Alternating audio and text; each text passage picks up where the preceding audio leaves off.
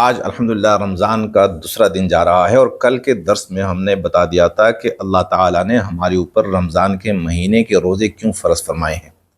تو اللہ نے رمضان کے بارے میں جو آیتیں اتری ہیں اس میں پہلی آیت میں اللہ نے فرمایا کہ یا ایھا الذین آمنوا کتب علیکم الصیام کما کتب علی الذین من قبلکم لعلکم تتقون، کہ اے ایمان والوں تمہارے اوپر رمضان کے مہینے کے روزے فرض کر دیے گئے ہیں جس طرح تم سے پہلے جو ایمان والے تھے ان پر فرض کر دیے گئے تھے۔ اب مقصد کیا ہے اللہ کا؟ تاکہ تم تقوی کے مقام پر فائز ہو سکو، لعلکم تتقون۔ اب تقوی کیا ہے؟ تو ہم نے کل بتا دیا تھا کہ تقوی ایمان کے بعد سب سے بڑا مقام ہے، اور اس مقام پر ایمان والے نے فائز ہونا ہے۔ تو وہ کیسے فائز ہوں گے؟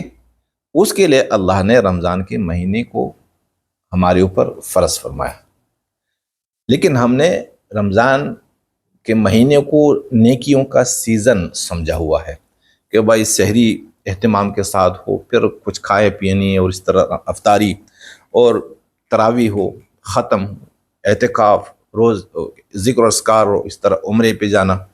تو کیونکہ ہمیں یہ بتایا جاتا ہے کہ بھائی ایک عمل پہ کتنے، یعنی ایک عمل 10 گنا بڑھتا ہے یا 70 گنا بڑھ سکتا ہے۔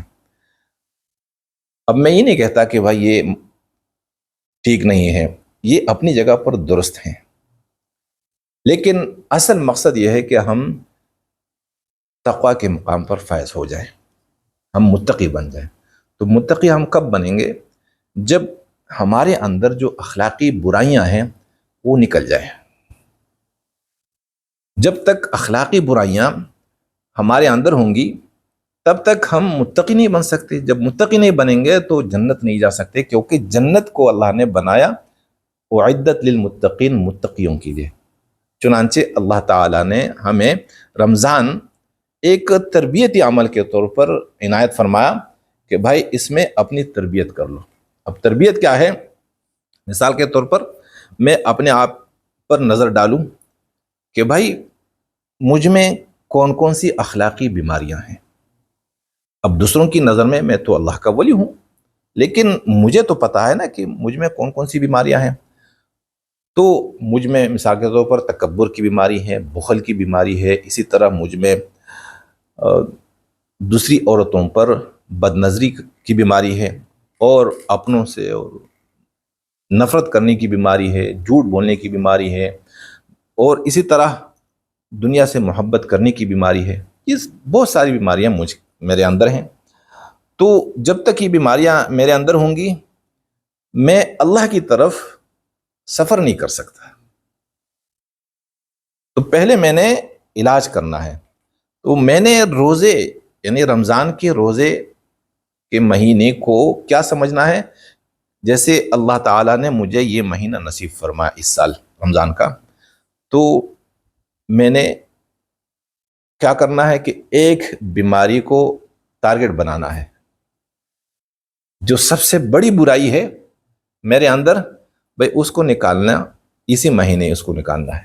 مثال کے طور پر مجھ میں تکبر کی بیماری ہے، تو میں رمضان کے مہینے کے روزے اسی نیت سے رکھوں کہ یا اللہ یہ رمضان یعنی روزے رکھنا میرے اور آپ کے درمیان ایک معاملہ ہے، میں اسی لیے روزے رکھنا چاہتا ہوں اس مہینے اور اسی سال، تاکہ مجھ میں یہ تکبر کی بیماری نہ رہے۔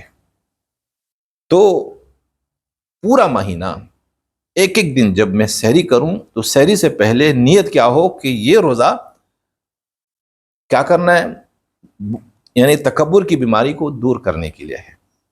اسی طرح جب مہینہ پورا ہو جائے اور عید کا دن آئے تو عید کے دن مجھ میں عاجزی ہو اور تکبر نام کا بھی نہ رہے۔ سمجھ آ گئی؟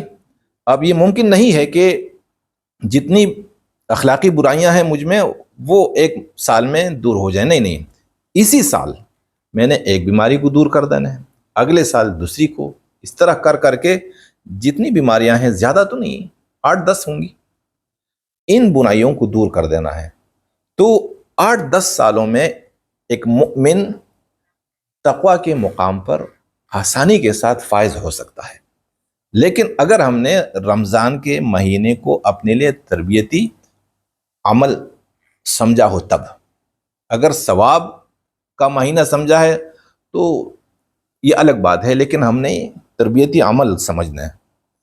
چنانچہ ہم میں سے ہر کوئی یہ نیت کر لے کہ اس سال کے روزے میں نے ایک بیماری کو دور کرنے کے لیے رکھنے ہیں، تو انشاءاللہ جب اس سال میں روزے رکھوں گا تو عید کے دن میں نے پھر محاسبہ کرنا ہے اپنا کہ میری کتنی اصلاح ہو گئی، تو آپ اپنے اندر ایک تبدیلی کو دیکھ لیں گے، اور پھر اگلے سال جب رمضان آئے گا تو رمضان کا آنا آپ کے لیے ایک خوشخبری ہوگی